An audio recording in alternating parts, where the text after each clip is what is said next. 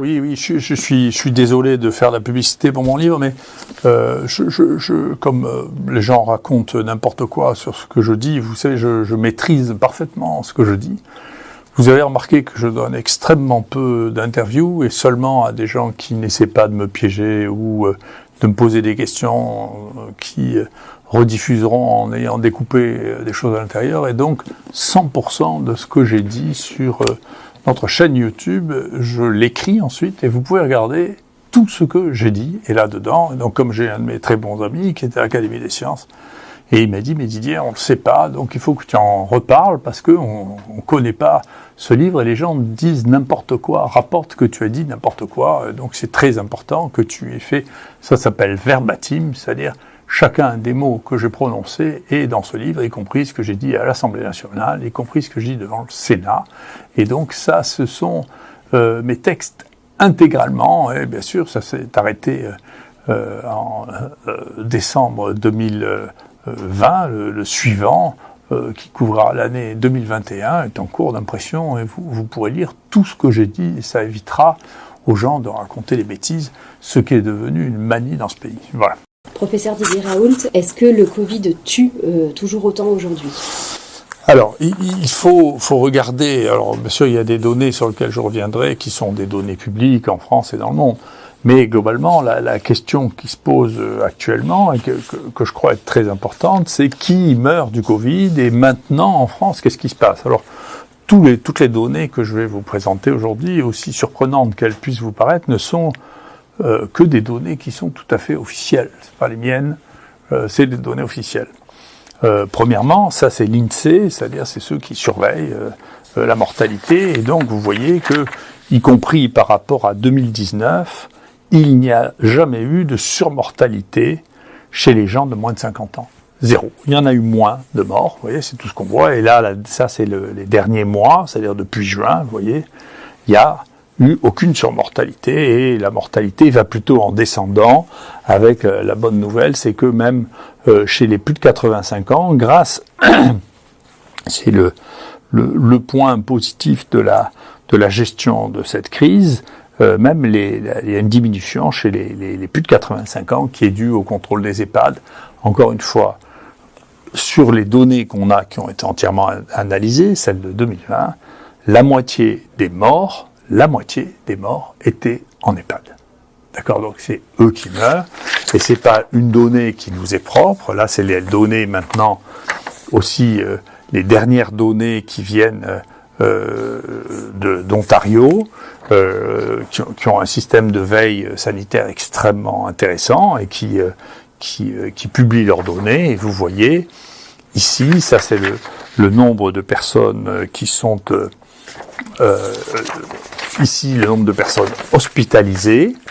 Vous voyez le pourcentage de personnes hospitalisées avec les vaccinés et les non-vaccinés. Ça, c'est les vaccinés en bleu et les non-vaccinés en gris. Vous voyez qu'il y a des vaccinés et des non-vaccinés qui sont hospitalisés et qui sont en réa. Donc, quand des gens qui disent il y a pas de vaccinés en réa, il n'y a pas de vaccinés qui sont morts, c'est faux. Nous, je peux vous dire qu'à Marseille, il y a eu 12 morts depuis un mois. Chez les gens de moins de 65 ans, il y en avait la moitié qui avaient reçu au moins 2 doses vaccinales. Donc ça ne met pas à l'abri, en particulier les immunodéprimés. Il y a une proportion, et là, effectivement, vous voyez les morts, toujours en Ontario, vous voyez, ce sont toujours les mêmes groupes, c'est-à-dire les plus de 50 ans, et à l'intérieur, bien entendu, dans ces groupes, il y a même si une majorité n'est pas vaccinée, vous avez des gens aussi qui sont vaccinés, donc le vaccin offre une protection, mais pas une protection totale, et j'y reviendrai. Le vaccin, ça n'est pas magique. Voilà, le vaccin, ça n'est pas magique du tout. Donc je pense que d'ailleurs, je reviendrai là-dessus, mais je vais vous remontrer quelques autres éléments à propos de ça. Le vaccin a-t-il un effet au niveau des individus ou bien au niveau de l'épidémie ? Alors, au niveau des individus, comme je vous l'ai montré, on a l'impression, avant le Omicron, dont je vais reparler, que il y a une protection vis-à-vis de l'hospitalisation en réa et la mort. Elle n'est pas totale, Et donc ceux qui disent qu'elle est totale font de la propagande, c'est pas de la réalité. Je vous l'ai dit, les données ne sont pas ça. Ils montrent qu'il y a une protection. Nous, on a évalué que cette protection était à 50%. Je pense que c'était raisonnable jusqu'à Omicron. Le problème de Omicron, c'est qu'il n'y a pas ou extrêmement peu de réanimation et pas de mort. Pour les premières études qui sont sorties. Donc, c'est difficile de protéger contre la mort si on meurt plus du tout, quand même. Donc, c'est un discours. Je reviendrai sur cette question de la propagande versus l'information, mais c'est pas réel. Ce qu'on voit actuellement, nous, alors ça, c'est nos données, là. Ce qu'on voit, nous, c'est que maintenant, vous voyez le taux de protection chez les gens qui se présentent chez nous, et donc ici, entre 800 et 900 personnes, eh bien, le pourcentage de positifs est comparable chez les vaccinés et chez les non-vaccinés. Donc, avec cette épidémie d'Omicron, on ne voit pas, avec le biais que représente, bien sûr, le fait des gens qui viennent se faire prélever ici, enfin, ça fait beaucoup, ça représente une proportion importante, eh bien, on voit qu'il n'y a pas de différence significative pour les gens qui se présentent entre le nombre de positifs, qui est aux alentours de 30%, chez les vaccinés comme chez les non-vaccinés. Donc, pour ce virus-là, et encore une fois, je répète, les virus ne sont pas des objets inertes, hein, c'est des choses qui sont différentes les unes des autres, et donc c'est pas étonnant qu'il y ait des différences entre les uns et les autres. Alors, ce tableau est un tableau un peu compliqué, mais c'est un tableau qui est intéressant parce qu'il montre la proportion des gens vaccinés en fonction du variant. Nous, on analyse tous les variants des gens qui sont ici. On fait ça depuis le début. On était les premiers à faire ça et même à dire qu'il existait des variants. Il a fallu, c'est 3 mois après qu'on ait commencé, nous, à parler des variants, et ici même, sur notre chaîne, que le reste du monde s'est rendu compte qu'il y avait des variants. Jusque-là, personne ne s'était rendu compte, et il y a même des gens qui disaient que les variants n'existaient pas, ce qui est quand même une méconnaissance de la virologie qui laisse pantois, qui montre l'état de ce pays sur la connaissance. C'est-à-dire que tout le monde a une opinion sur tout, mais tout ça manque beaucoup de virologues, parce qu'un virologue normal ne dit pas que les virus ARN ne mutent pas et qu'il n'y a pas de variants. C'est un déni de connaissance qui laisse pantois, quoi, hein. Quand on a la grippe tous les ans, quand on a fait c'est que cette histoire, quand on a travaillé sur les virus ARN, on ne peut pas penser qu'ils passent pas leur temps à muter et à créer des sous-variants. Enfin, ça n'est pas sérieux. Voilà. Donc, cette analyse de ce qui s'est passé, ça montre que tout ça n'est pas sérieux, ça manque de connaissances, et comme il y a une hostilité vis-à-vis de ceux qui sont connaissants, c'est-à-dire nous, eh bien, on est dans une difficulté considérable. Donc, on félicite en permanence tous ceux qui ne sont pas, ceux qui savent, et ceux qui savent sont pénalisés. Moi, mes collaborateurs sont pénalisés. Bon, on m'a foutu dehors alors que j'étais le médecin le plus capé de toute la France, quand même. Donc, c'est des choses, on peut pas dire qu'on nous traite bien quand on sait, hein, quand même. On déteste plutôt ceux qui savent que ceux qui ne savent pas. Ceux qui ne savent pas, ils peuvent raconter des bêtises du matin au soir, à la fin, qui est la Légion d'honneur, qui, je sais pas si on donne des primes en plus, des primes à l'erreur, c'est bien possible, c'est une possibilité. Mais en tout cas, vous voyez ici, c'est très spectaculaire. Alors, celui qui sévissait le plus en décembre, janvier l'année dernière, c'était Marseille 4, mais il n'y avait pas de vaccin, donc il y avait 0 vaccin. Après, on a commencé à vacciner, mais c'était la fin de l'alpha, ou ce qu'on appelle l'alpha maintenant, que nous on appelait Yucca. Mais vous voyez déjà, au niveau du delta, il y avait 1600 cas chez les vaccinés contre 5000 chez des non-vaccinés. Donc déjà, on voit qu'il y avait une proportion non négligeable, pas à peu près, vous voyez, un peu plus de 20%, 20-25%, un quart des gens qui étaient diagnostiqués ici, qui étaient vaccinés. Et là, quand on est au Omicron, on arrive là progressivement à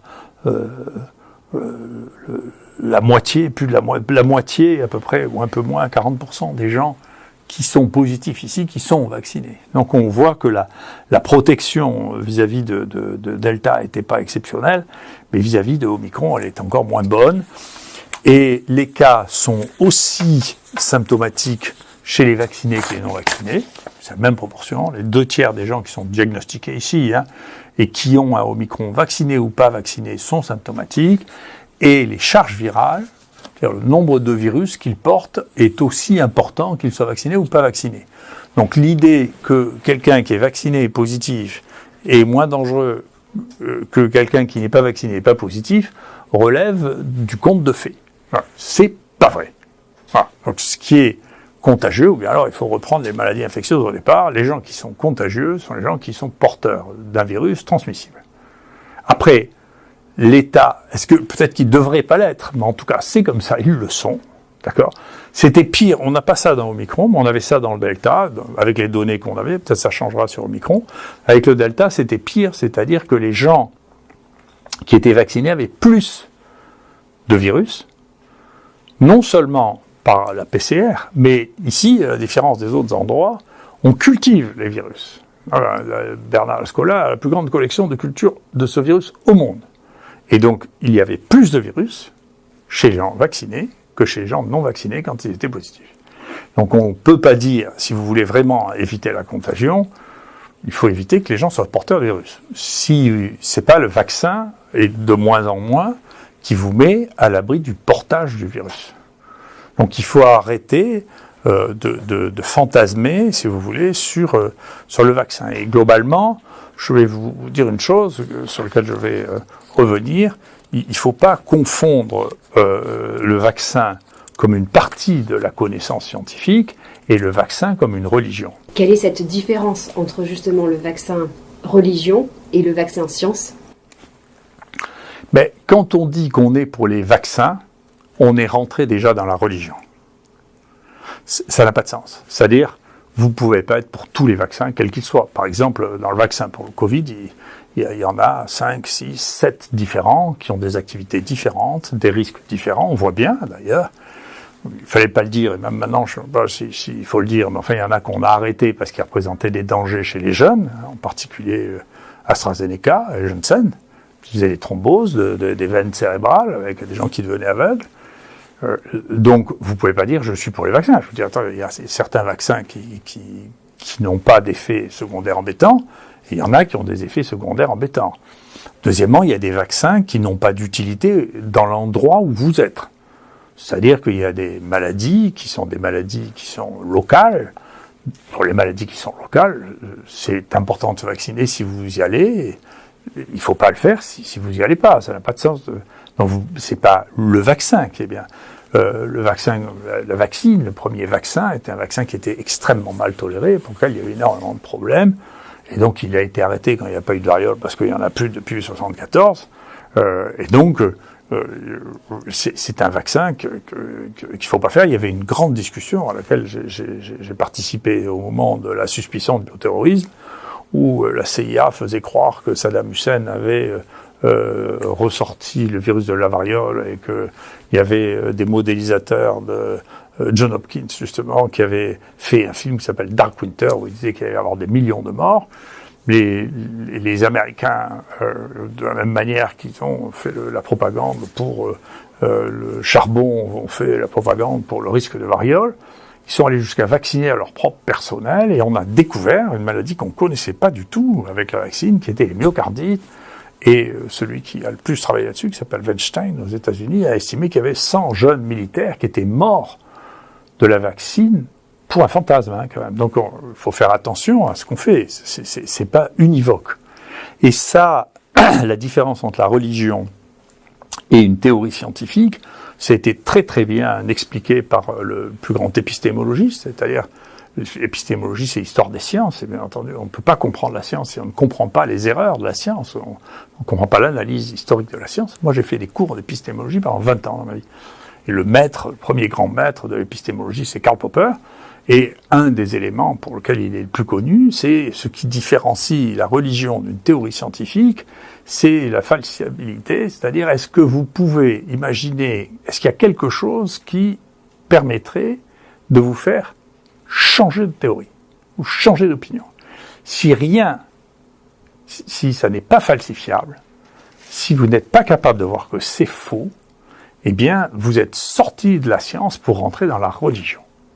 Et donc, le fait de résumer les positions vis-à-vis de la stratégie vaccinale, vis-à-vis du Covid-19 dans certaines situations, sans plus regarder les données. Ça veut dire qu'on a basculé sur un côté religieux qu'on voit dans plusieurs domaines. Dans le domaine de la santé, on voit dans plusieurs domaines une religion qui s'empare de phénomènes pour lesquels on est prêt à brûler les hérétiques. Hein. Là, ça s'est déjà fait. Là, on voit, vous voyez, on maudit ceux qui ne sont pas d'accord, on maudit ceux qui ne vous obéissent pas, sans que, on va le voir, il y ait de données scientifiques qui justifient d'avoir un tel développement de haine qu'on voit que dans les religions. Quand on parle de science, on ne doit pas manier la haine à ce point-là. Enfin, il ne faut pas le faire. Donc tout le discours haineux que l'on entend là, qui sont tous du même côté, hein, je sais ce qui est bon pour vous, vous devez le faire, eh bien, ça veut dire que ces gens ont basculé dans l'idéologie, ont abandonné la connaissance qui change, qui évolue avec le temps, qui évolue et dont on doit tenir compte. Et alors là, effectivement, pour la vaccination, j'ai dit il y a plusieurs mois, je ne comprends rien à cette épidémie, à ces rebonds, je ne comprends rien. Alors il y a une partie maintenant que je commence à comprendre et que je vais essayer de vous expliquer. Quand ce vaccin a été testé, et depuis pratiquement tous les travaux qui sont publiés reprennent cette donnée, qui est de dire on ne va pas compter ce qui se passe dans les 15 jours qui suivent la vaccination, parce que les gens ne sont pas protégés. D'accord. Et donc on ne regarde pas. Et puis, nous, on avait vu que, tiens, il y a beaucoup de cas qui surviennent justement après les injections. Mais cela, si vous les enlevez, vous enlevez une partie de l'information qui est très importante. Donc c'est une information que, par exemple, Pfizer n'a jamais donnée sur ce qui se passait dans les 15 jours après la vaccination en termes de Covid. Et puis, il y a eu un papier qui est sorti dans New England qui est très ignoré, mais nous on l'avait vu parce qu'on était en train d'écrire le même et on s'est fait scooper. Donc, ils ont publié avant nous, c'est les gens de Stanford qui regardaient le personnel de soins et qui disaient, attendez, dans les 15 premiers jours après la vaccination, il y a beaucoup de Covid. Hein. Alors, ils ont fait ensuite un deuxième papier en disant, alors, il y a deux moments, comme j'ai pu le présenter ici, un moment dans les 15 jours, 3 semaines après la vaccination, et puis 3 mois après, on était parce que le vaccin ne marche plus. Alors, nous, maintenant, on commence à comprendre qu'il y a une explication, c'est probablement des anticorps facilitants qu'il y a au début, et donc, ça veut dire que si ce que l'on pense est vrai, ça veut dire que la vaccination a favorisé l'augmentation du nombre de Covid. Alors ça, voilà, c'est les gens d'Ontario qui ont fait ça encore, et vous voyez, c'est très intéressant parce que c'est le nombre de cas d'infection après vaccination. Et alors, toute cette partie-là, l'énorme partie en bleu, celle-là, ils sont très honnêtes, hein, ils les mettent, mais ils disent après dans l'analyse, on ne la compte pas. Donc, il y a une augmentation considérable du nombre de cas, on est en train de calculer de combien, juste après l'infection, juste après l'injection, et maintenant, tout le monde le sait. C'est-à-dire tout le monde a dans sa famille quelqu'un qui a fait un Covid, quelques jours, une semaine, 10 jours après une injection. Et donc, pour des raisons X ou Y, on a des pistes qu'on est en train d'explorer, sur lesquelles on a des résultats préliminaires très intéressants, qui montrent que, effectivement, les injections sont suivies très communément d'un Covid documenté. D'accord ? Et donc, ça, au niveau épidémique, qu'est-ce que ça veut dire ? Donc, là aussi, je vous dis, je regarde, et tout le monde peut regarder. Là aussi, il suffit de marquer Ontario vaccinate de Covid. Et là, on peut regarder sur Johns Hopkins, c'est très facile. Donc ça, c'est le monde entier. Vous voyez, on en est quasiment à 9,5 milliards de doses injectées. Et ça, c'est le nombre de cas. Il n'y a jamais eu autant de cas dans le monde. Et ça, c'est le nombre de morts. Bon, je ne sais pas s'il y en a moins. Et ça, c'est tout le nombre de vaccinations. Donc, on ne peut pas dire que la vaccination diminue le nombre de cas qu'il y a. C'est pas vrai. Si on ne veut pas voir ça, alors là, on est dans ce que Popper décrit comme étant de la religion. C'est pas vrai. C'est juste qu'on refuse de regarder les choses. Si on regarde précisément, vous regardez. Après, vous pouvez cocher sur chacun des pays et regarder ce qui se passe. Alors là, par exemple, eh bien, c'est l'Australie. L'Australie, c'est bien parce que c'est ceux qui sont les plus acharnés là sur le vaccin. Et s'ils sont les plus acharnés, c'est parce que c'est une réaction paradoxale. Ils y croient tellement, ils ont tellement forcé les gens à se vacciner qu'il n'y avait pas de cas. Hein, vous voyez, ça c'est les cas, il n'y en avait pas.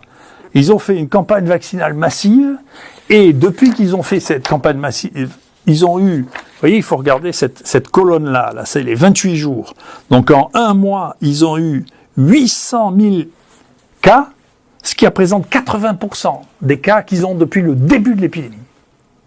Et ça, c'est ce qui suit leur énorme campagne vaccinale sur laquelle ils ont fait 44 millions d'injections. Donc ça, il faut vous réveiller un peu. Si vous regardez ça et que vous croyez que ça marche, vous avez un problème. Hein. Donc au moins, vous avez le droit d'avoir du doute quand même. Vous n'allez pas dire, écoutez, c'est tous les fous qui se vaccinent pas qui foutent les épidémies. Là. Ou bien alors, c'est pas vrai pour l'Australie, ça. Mais généralement, la science, c'est partageable. Alors vous pouvez regarder, par exemple, la Corée du Sud, vous voyez, c'est pareil, ils étaient assez tranquilles. Ils ont commencé à vacciner, ils ont vacciné massivement, hein, vous voyez, ils ont utilisé 108 millions de doses, vous voyez, et là, ils sont à un point où ils n'ont jamais eu autant de cas, vous voyez. Et là, ça représente à peu près 25% des cas depuis le début de l'épidémie, alors que la Corée était un modèle. Voilà, c'était un modèle, et puis, pouf, ils vaccinent, et d'un coup, ils se retrouvent avec une épidémie absolument considérable. Vous regardez maintenant Singapour, c'est pareil, il n'y avait pas de morts, ils étaient tranquilles, pas de cas, ils étaient tranquilles. Ils font une campagne vaccinale, et avec la campagne vaccinale, ils sont juste à la fin de la campagne vaccinale, là, ils se retrouvent avec une épidémie, un nombre de morts absolument considérable. Regardez le Danemark, moi je citais souvent le Danemark jusque-là, mais moi je n'ai pas peur de changer mon opinion. Jusque-là, je trouvais que le Danemark, c'était les gens qui avaient bien géré l'épidémie, avec relativement peu de morts, hein, les échelles ne sont pas les mêmes, bien sûr, et puis hop, on commence une grande campagne vaccinale, et là, le Danemark se retrouve avec un nombre là, le nombre de cas qu'ils ont eu depuis un mois, ça représente la moitié des cas qu'ils ont eu depuis le début de l'épidémie, juste après les campagnes vaccinales. D'accord ? Là, si vous regardez la France, vous voyez le nombre de doses vaccinales qui ont été faites dans le dernier mois, c'est 15 millions de doses vaccinales, et le nombre de cas, c'est 380 000 cas, c'est-à-dire 25% des cas qu'on a eu depuis le début de l'épidémie. Donc, dire que les stratégies vaccinales dans le monde ont permis d'avoir un contrôle de la maladie, c'est pas vrai. Alors, vous pouvez toujours me dire, oui, mais attendez, c'est peut-être passé la même chose partout. Non, pas du tout. On est en train de faire un travail, c'est dans les pays dans lesquels il y a eu le moins de vaccination, ou le pays dans lequel on a le plus utilisé les vaccins inactivés, dans lequel il y a le moins de cas, mais de manière extrêmement significative. Donc, les vaccins là que l'on a, ARN et ADN, n'ont pas permis du tout le contrôle de la maladie, ont peut-être joué un rôle sur sa sévérité, mais dans une maladie qui ne s'avère pas très très sévère, on se demande ce que ça fait, mais en tout cas, ça ne justifie pas qu'on menace les gens, ni qu'on les insulte, ni qu'on les empêche de vivre, en tout cas.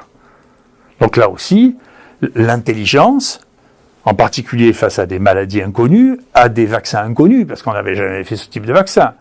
Puis les vaccins sur les maladies ARN, en général, vous savez, c'est pas très splendide, hein, vous n'avez qu'à regarder la grippe.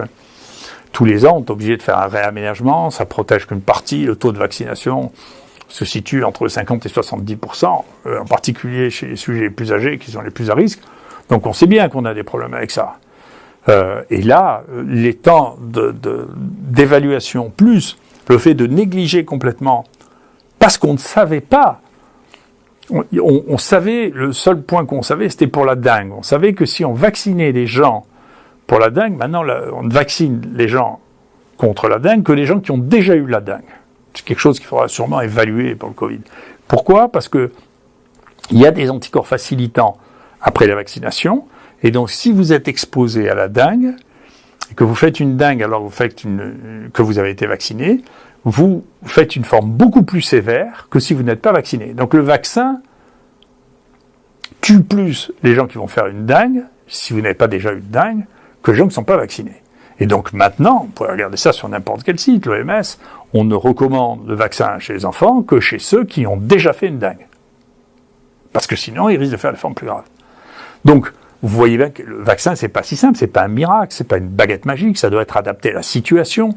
Ça, c'était de l'observation. Il se trouve qu'on m'avait demandé, à titre personnel, mon avis sur la dengue, que je l'avais dit, ça, une dizaine d'années, en disant, faites attention, les deuxièmes dengues sont plus graves que les premières, et donc si vous vous vaccinez, vous savez pas ce qui se passera après.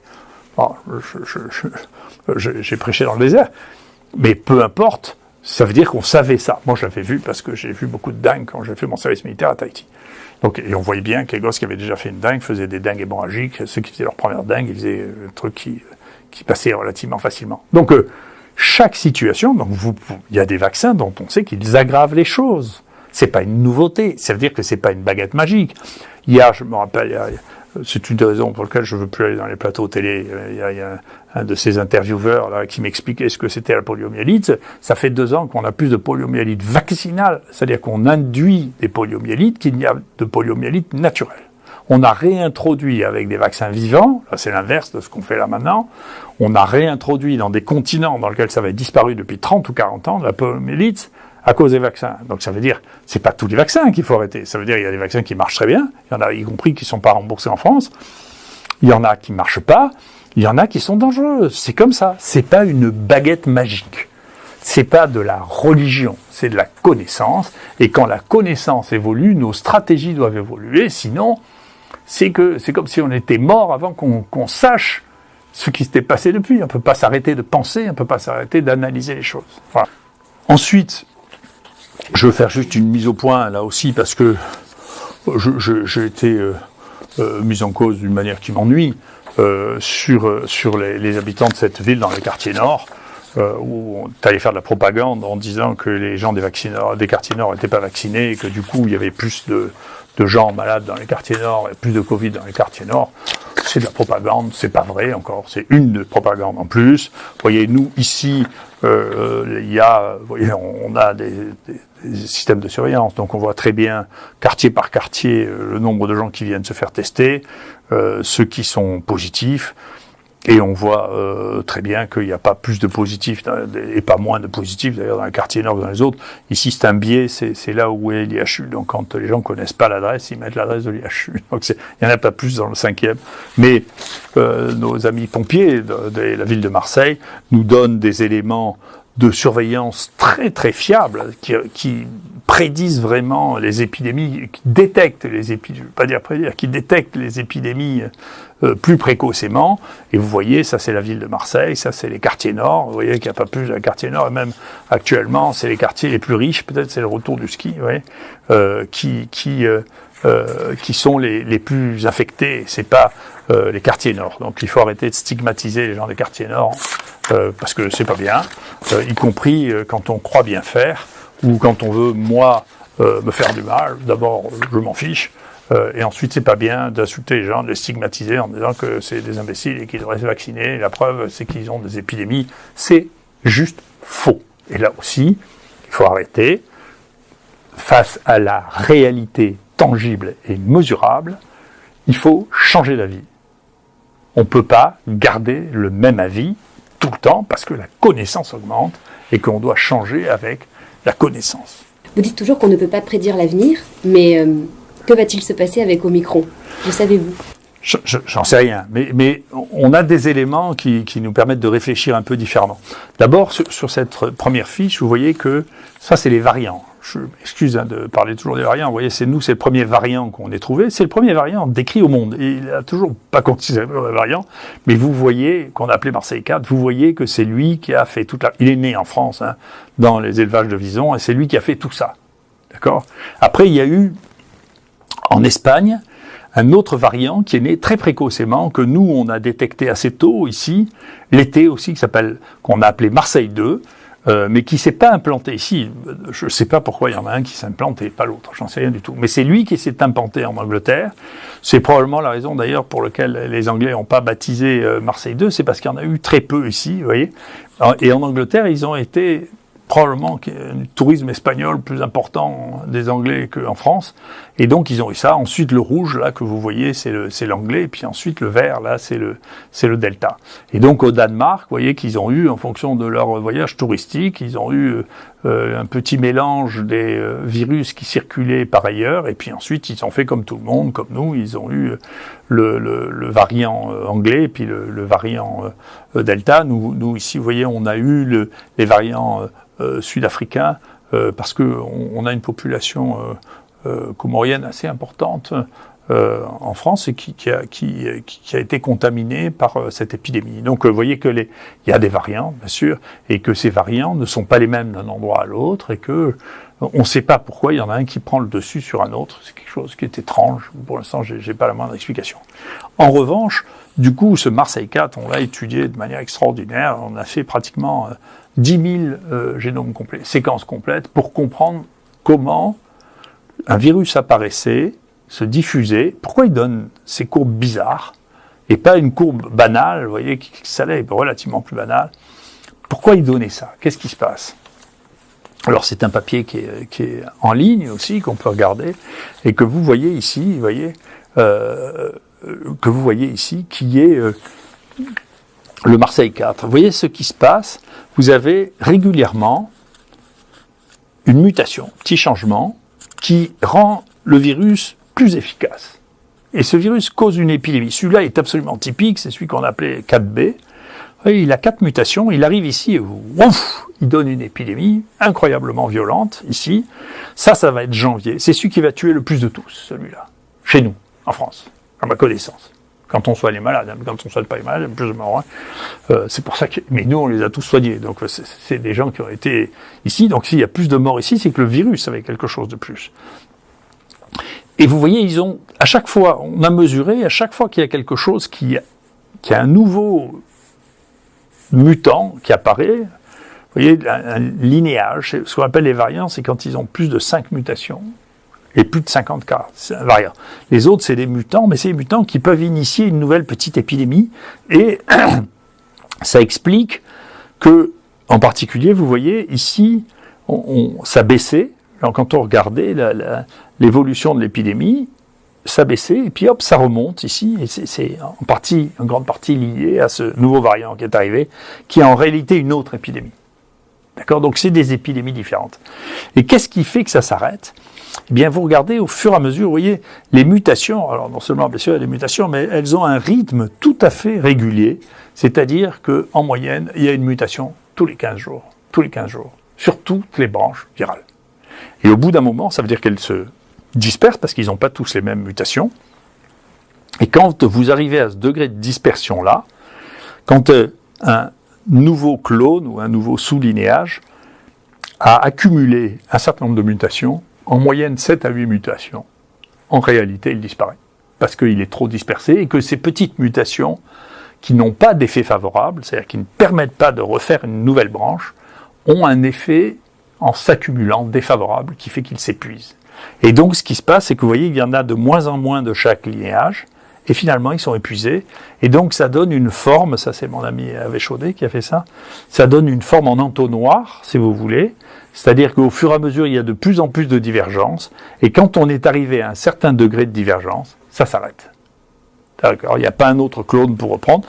Là, on aurait pu penser que ça allait s'arrêter là, puis pouf, il y a un nouveau clone qui est apparu, et hop, qui a redonné une petite épidémie. Donc ça, maintenant, si on essaie d'appliquer ça et d'essayer de le comprendre, ça, par exemple, c'est ce qui se passe sur le variant Delta, pour lequel on a aussi beaucoup de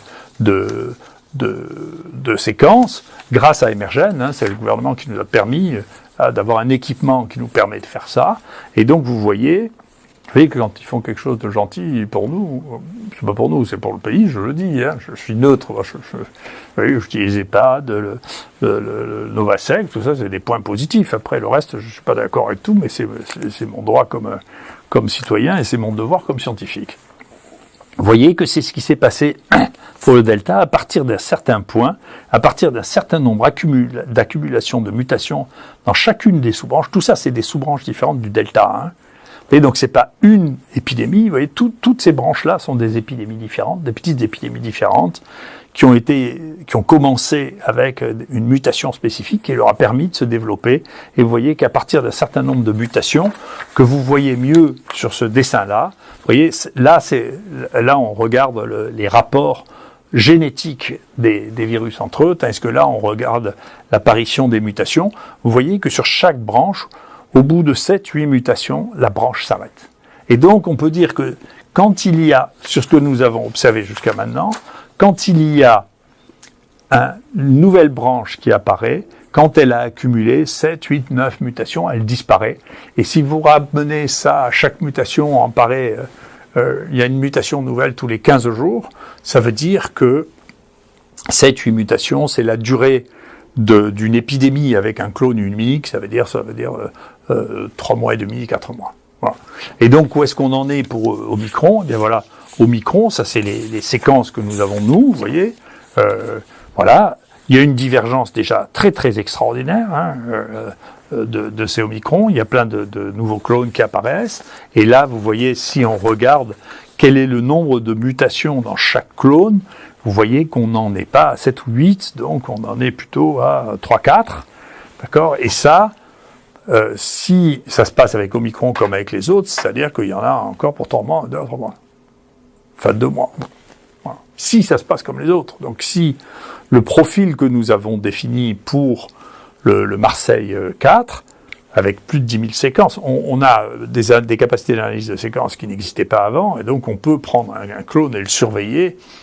Et pour 4, on a la chance parce que, comme il est né en France et que la première séquence c'est nous, et qu'il est mort en France, on a eu toute son histoire. Donc on peut raconter toute son histoire.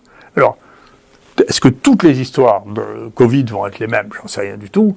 Mais en tout cas, pour celui-là, on peut raconter toute son histoire. Et donc on a raconté toute son histoire. Et à partir de ça, on déduit que les autres histoires risquent d'être les mêmes. En tout cas, c'est ce que l'on pense, c'est qu'il y a un cycle et que c'est des virus qui ont une dynamique cyclique. Voilà. Est-ce que ces cycles vont être corrélés avec la saison ? J'en sais rien du tout. On avait l'impression, c'est un des éléments de l'écosystème qui joue certainement dans l'épidémie, en particulier parce que ça joue sur les comportements interhumains. Je ne sais pas si les interventions humaines jouent sur la durée de la maladie, parce que si ce que je dis est vrai, de toute manière, la fin de l'histoire du virus, c'est quand il a eu suffisamment de temps pour accumuler suffisamment de mutations, et que ces mutations, elles arrivent tous les 15 jours. Que donc, peut-être que le nombre peut changer en fonction des mesures que l'on prend, mais la durée de l'épidémie, elle est probablement simplement liée au nombre de mutations que le virus est accumulé, donc est capable d'accumuler donc du temps. Et donc c'est probablement la raison pour laquelle les épidémies, y compris les épidémies bactériennes, les épidémies virales, à un moment s'arrêtent. Donc on sait bien que dans les épidémies anciennes, la variole, c'était pas permanent, la variole, il y avait des poussées épidémiques, et puis ça disparaissait, et puis les poussées épidémiques. Alors on peut pas les analyser dans le détail, le truc de variole ancienne, parce qu'en France, on n'a pas le droit de séquencer le virus de la variole ancienne. Pas le droit de séquencer. Un de nos collègues qui avait fait ça à Toulouse à cause des lois sur le bioterrorisme sorties du fantasme de la variole, interdisent de séquencer plus de 500 bases sur des virus anciens, alors qu'il y a 70 génomes entiers qui ont été publiés. C'est une réglementation. Donc, ça ne nécessite pas d'être confronté à la connaissance non plus. C'est juste le malheureux qui a fait ça a été convoqué, menacé de prison. Donc, c'est les Allemands qui ont fait le génome. Peu importe, on vit dans un monde dans lequel on peut utiliser les données des autres, mais nous, on n'a pas le droit de le faire. Voilà. Mais sinon, ça serait extrêmement intéressant d'essayer de retrouver des anciens foyers de variole pour séquencer, pour voir si effectivement, maintenant on sait que c'est vrai pour la peste, à chaque fois c'était des variants différents, et pas du tout, il y avait une grande théorie, mais qui était une théorie de l'époque, de la fin des années 50, il y a eu 3 grandes pandémies avec 3 microbes différents. C'est pas comme ça du tout, c'était des variants à chaque fois, et donc, parce que maintenant on a une quantité de séquences de génome de la peste qui nous permettent de comprendre ça, qu'on n'aurait pas compris sans ça. Donc c'est la connaissance qui doit nous obliger à changer d'hypothèse, et si on n'est pas capable de changer d'hypothèse, c'est qu'on a basculé dans la religion. Voilà. Merci.